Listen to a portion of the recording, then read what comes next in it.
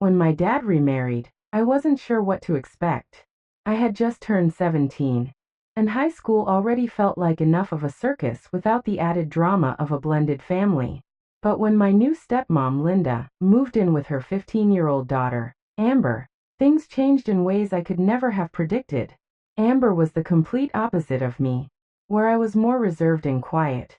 She was bubbly, always smiling, always humming some pop song under her breath. She had this kind of energy that made the air feel warmer whenever she walked into a room. But what really got my attention wasn't just her personality, it was her routine. Specifically her mornings. I'm not a morning person. Waking up before 7 a.m. makes me feel like my soul's been ripped from my body. So it caught me off guard when, during my first week living with Amber, I started hearing soft music coming from her room at around 6:15 a.m. every day. It was always something instrumental, calm, kind of like spa music. At first, I ignored it. I figured maybe she just liked relaxing before the chaos of school. But then I noticed something else. Every day, Amber would come downstairs looking completely relaxed, like she had just spent the last hour at a resort. Her skin glowed, her posture was perfect, and she carried herself like someone who hadn't just woken up, but had been awake for hours doing something restorative. It made no sense. I couldn't imagine waking up that early and being cheerful about it. So one day, curiosity got the better of me. I woke up earlier than usual and tiptoed toward her room. The door was slightly ajar. I peeked inside, not to be creepy, but because the music and faint scent of lavender floating out were genuinely intriguing. What I saw didn't make sense at first. Amber was lying on a cushioned mat on the floor, and there was a woman, someone I'd never seen before, kneeling beside her, applying some sort of oil to her shoulders and arms with slow, practiced movements. It looked like a professional massage. I stepped back, confused, then quietly returned to my room before anyone noticed me. Later that morning, I couldn't focus on my cereal. I kept wondering, who was that woman? Was this a daily thing? And why did no one talk about it?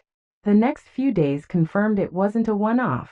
Amber got her morning massage like clockwork, and afterward, she always looked calm, confident, and totally stress-free heading out the door. It started to bug me, not because I thought it was wrong, but because I felt left out. My mornings were chaos. Rush to shower, throw on wrinkled clothes, miss the bus. Hers seemed like a luxury spa treatment. Eventually, I couldn't take the mystery anymore. One Saturday afternoon while our parents were out grocery shopping, I casually asked her, "Hey, what's that music you play every morning?" Amber looked up from her phone, a small smile forming. "You mean my relaxation playlist?" "Yeah," I said, trying to sound casual. "And who's the lady that comes to your room?" She laughed. "Oh, that's Margot. She's a massage therapist. Mom hired her a year ago when I started having anxiety attacks before school." I blinked. "You had anxiety?" She nodded. "Really bad. I used to cry every morning. Tests, social pressure, all of it. So Mom tried everything, therapy, yoga apps, and then Margot started coming once a week. But it helped so much that now she comes every school morning. Just for 15 minutes. That was unexpected. I guess I had always assumed Amber had it easy. She seemed so put together. I never imagined she had her own battles. "That's actually kind of cool," I said, meaning it. Amber smiled, her face softening. "You can try it if you want. Margot doesn't mind. She actually does group sessions too." I laughed. "I don't know if I'm the massage type." "Trust me," she said, "you'll love it." Monday morning, I woke up early. Part of me felt ridiculous. What kind of high school guy gets up for a morning massage? But I showed up anyway, knocked on her door, and stepped inside. Margot smiled kindly.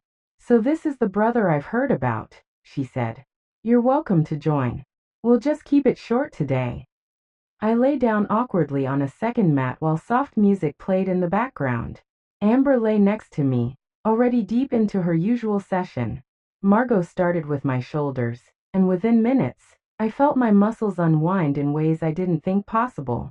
By the time she finished, I felt light, like I'd just slept for 10 hours, eaten a perfect breakfast, and aced a math test all in one. I looked at Amber and realized that, for the first time, I understood her morning glow. After that, Margot started doing dual sessions twice a week. Our parents didn't mind. They saw it as a form of therapy. And in a way, it was. Amber and I started connecting more too. We'd joke during the sessions, share bits of our school day afterward, and even ride the bus together. What began as curiosity about her strange morning routine turned into one of the most grounding parts of my week. It helped me realize how much people hide under the surface, and how taking care of yourself isn't weird or indulgent. It's smart. As weeks turned into months, our blended family started feeling more like a real one. Amber stopped feeling like a stranger and became my little sister in the best way possible. We had our fights over bathroom time, TV shows, and missing chargers, but we also had a bond. And part of that was built on early mornings, lavender oil, and shared silence under soft music. By the time senior year rolled around, I had my college applications ready, my stress levels under control, and a new appreciation for things I used to think were weird. Turns out, strange routines aren't strange at all once you understand the story behind them. And Amber? She's doing amazing. Her anxiety is way down.